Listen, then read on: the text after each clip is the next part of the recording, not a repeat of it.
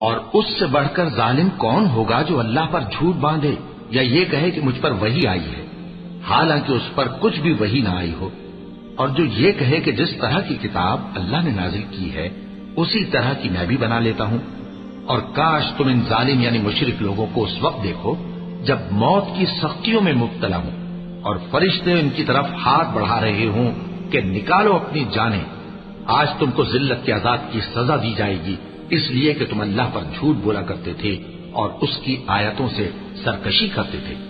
اور جیسا ہم نے تم لوگوں کو پہلی بار پیدا کیا تھا ایسا ہی آج اکیلے اکیلے تم ہمارے پاس آ گئے، اور جو مال و متاع ہم نے تمہیں عطا فرمایا تھا وہ سب اپنی پیٹھ پیچھے چھوڑ آئے،